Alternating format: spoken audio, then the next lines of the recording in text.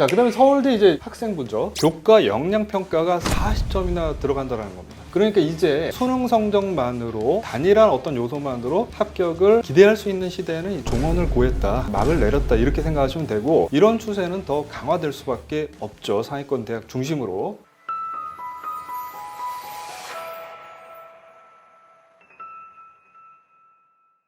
네, 서범석입니다. 오늘 제가 이제 드릴 말씀 크게 이제 흐름을 좀 정리를 해봤는데요. 전반부에서는 이제 대입 변화, 서울대 시행 계획을 이제 중심으로 해서 대입 변화가 이제 어떤 영향을 미칠 수 있느냐 한번 같이 고민을 해보고요. 후반부에는 이제 본격적으로 작년도 외대부고 입시와 올해 이제 준비 전략을 어떻게 이제 가져가는 것이 좋을지에 대해서 한번 말씀을 드려보도록 하겠습니다. 자, 일단 설명의 시작 전에 제가 세 가지 질문을 드릴 텐데, 이 세 가지 질문에 대한 답을 지금 이 시간에 이제 학생들이 보고 있을 것 같지는 않고 학부형님이나 학생들이 스스로 이제 찾아가는 그런 식으로 접근을 하시는 것이 좋겠습니다.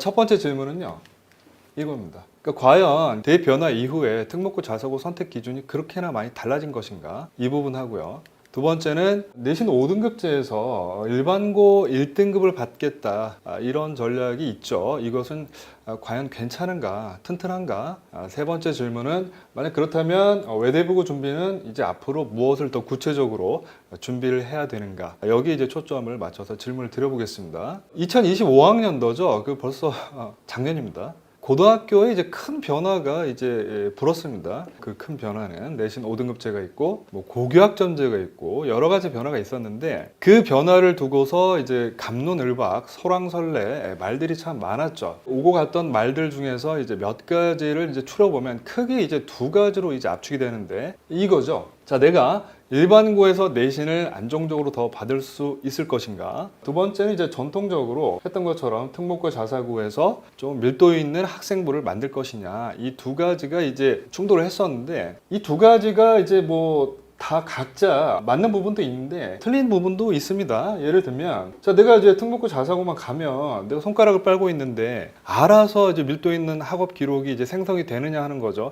그렇지 않죠. 뭐 일반고에서 내신을 안정적으로 받겠다라는 생각도 그렇습니다. 이게 좀 생각해 볼게. 이런 경우가 있잖아요. 내가 이제 뭐 유튜브를 만들었다. 그러면 이제 뭐 구독자가 엄청나게 막 달라붙고 급성장을 하는 걸 꿈꾸죠. 그리고 내가 만약 뭐 돈을 많이 벌고 싶다면, 내가 진짜 엄청난 돈을 벌어서 이제 부자가 되고 싶다, 뭐 그런 목표를 가진 사람들이 있을 거 아닙니까? 그런데 실질적으로 이제 그러한 목표들을 가진 사람들 중에서 그러한 목표를 달성하는 사람이 잘 없습니다. 그 왜 그럴까요?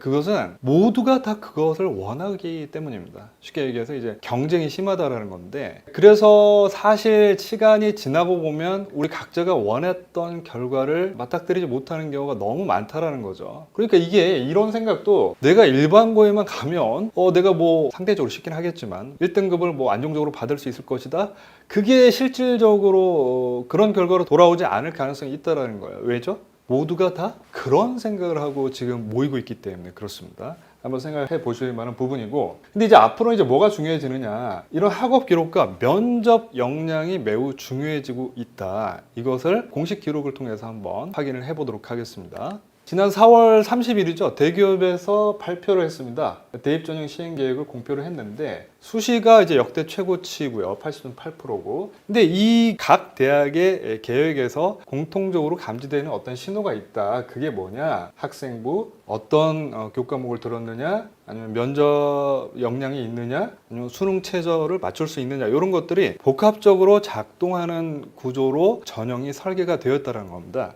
조금 더 자세하게 살펴보면 서울대를 기준으로 보도록 하겠습니다.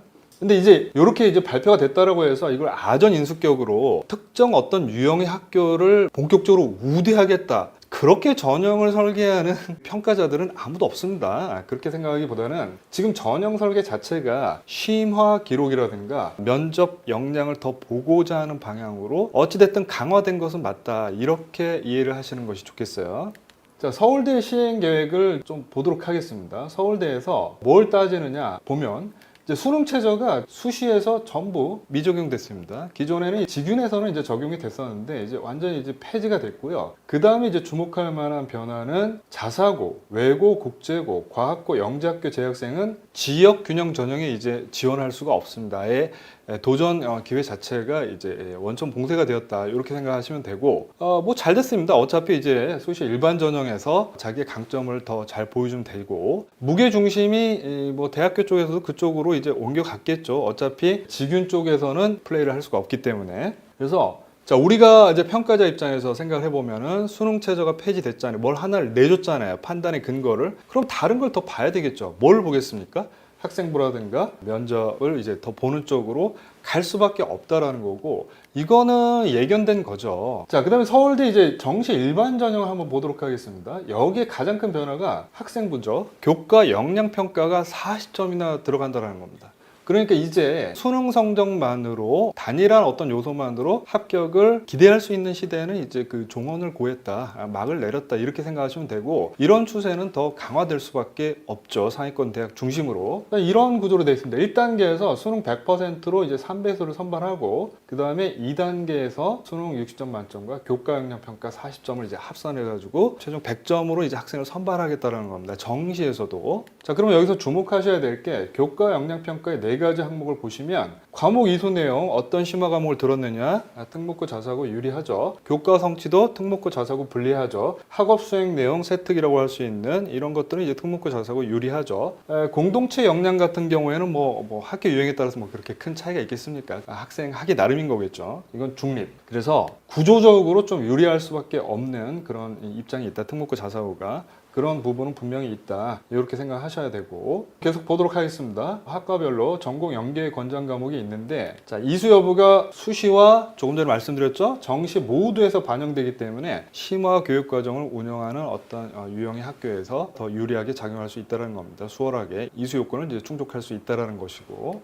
자, 그럼 이게 이제 같이 한번 생각을 해보셔야 될 문제인데, 이런 분들 많잖아요. 일반고에 가서 1등급을 이제 내가 획득하면 좋지 않느냐. 뭐 이게 나쁜 생각인가요? 절대 아닙니다. 여전히 유효한데 우리 자녀가 이런 조건에 해당하는 학생인지를 좀 보셔야 된다는 거죠. 이게 충실하게 만들 수 있는 그런 학생이라면 학교 유형이 제가 봤을 때 뭐 그렇게 중요할까 싶습니다. 근데 주의해야 될 경우에는 오로지 내가 등급을 받기 쉬운가, 이 학교에 가서 이런 걸로만 보고서 그 학교 진학을 선택을 했다면 그것은 아주 위험한 생각일 수 있다는 거죠. 왜냐하면 그런 쪽으로 지금 대입 전형 설계가 방향성이 정해지지 않았기 때문입니다. 그래서 이런 것이 가장 위험할 수 있다고 생각하고, 그래서 안전하다고만 볼 수는 없다. 그래서 사실은 학교 유형이 문제가 아니라 내가 어느 학교든지 가서 아까 말씀드렸죠? 학업 기록을 만들 수 있느냐, 그리고 그 경험을 말로 잘 풀어낼 수 있는, 남에게 전달할 수 있는 능력이 있느냐 없느냐가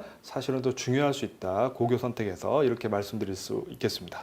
정리를 하자면 어떤 학업 기록이 남을 수 있느냐, 이거 평가자들이 이제 보는 쪽으로 갔다라고 했죠. 그 다음에 특목고 자사고 학생은 이제 직윤을 활용할 수 없기 때문에 일반 전형, 자기가 이제 학교 다니면서 충분히 축적한 어떤 탐구 경험이라든가 또 이런 유형의 학교들은 학생들을 가만히 놔두지 않죠. 뭐 계속 발표시키고 토론시키고 그거를 뭐 보고서로 정리하게 시키고 하기 때문에 그런 걸 통해서 자연스럽게 이제 확장 발전시킨 자신의 면접 역량을 마음껏 뽐내는 쪽으로 대비를 해야 되겠다, 이렇게 말씀드릴 수 있고요. 그래서 이런 설계 변화 때문에 이게 맞냐 저게 맞냐 하다가 이제 다시 주목을 받게 되는 이유가 지금까지 설명드렸던 데서 변화가 있다, 발생했다, 이렇게 생각하시면 되겠습니다. 그리고 다시 이제 말씀드리지만 친한 친구가 간다라든가 뭐 주변에 자녀들이 갔다라고 해서 자사고에 진학하는 것이 능사는 아닙니다. 아까 일반고 선택을 할 때도 말씀을 드렸습니다만은 신중해야 될 경우도 분명히 있다라는 것이죠. 이런 학생들은 가면은 더 힘들 수가 있습니다. 출결이라든가 생활 리듬이 불안정하고 기본 성적 막 들쭉날쭉하고 말이죠.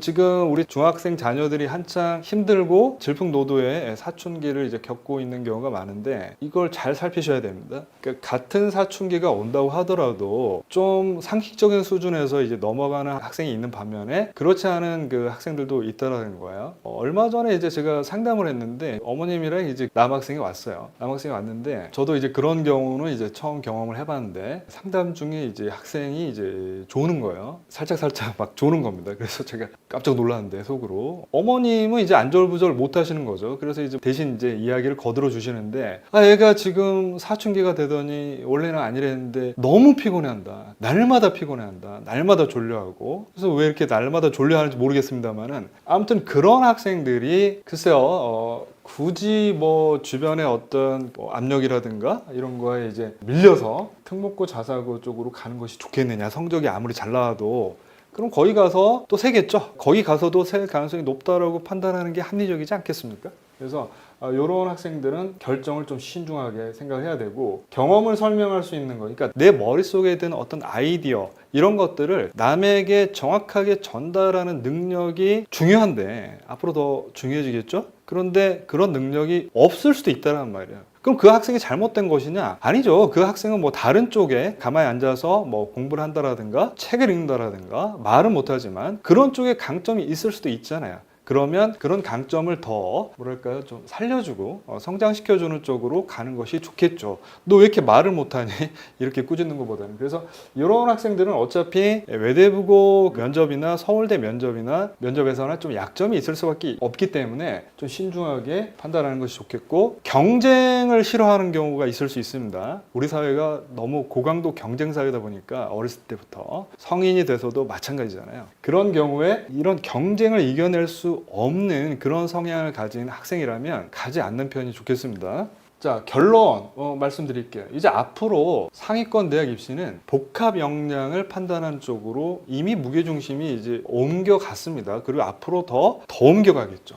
그래서 앞으로는 이제 수능만으로도 학생부만으로도 부족하다. 여러 가지 복합 역량이 필요하다. 그리고 대학교별로 이제 발표가 됐기 때문에 여러분들께서 고민을 하실 때 이런 점들을 조금 더 잘 보시면 좋겠습니다. 기존에는 이게 뭐 어떻게 된다라는 거야 이렇게 잘 모르셨잖아요. 그런데 이제 하나씩 둘씩 베일을 벗고 있기 때문에 이런 점을 단순히 내가 내신 등급을 받기 쉬운가에만 방점을 찍기보다는 내가 복합 역량을 이쪽에 가서 기를 수 있느냐 없느냐로 판단하는 것이 합리적이겠다 이렇게 말씀드리고 그 다음에 외대부고 준비는 이걸 분리하면 되지 않습니다. 자소서 면접을 뭐 대입은 지금 자소서가 거의 사라졌습니다만 특수대학 빼고는 자 이게 왜 분리할 필요가 없냐면 이 준비 과정에서 내가 이제 쌓았던 어떤 축적한 경험이 있을 거 아닙니까? 뭐 탐구 경험이라든가 말하기 경험이라든가 이런 것들이 앞에 서울대 시행계획을 보시면 아시겠지만 고스란히 대입으로 확장 이식되고 있는 구조이기 때문에 이거를 분리해서 생각하시면 안 됩니다. 그러니까 내가 이 준비 과정에서 나의 어떤 성장과 발전에 도움을 주었던 부분들이 3년 뒤 대입에서도 고스란히 쓰인다 이렇게 생각을 하고 연결성 있게 준비를 하시는 것이 좋겠습니다.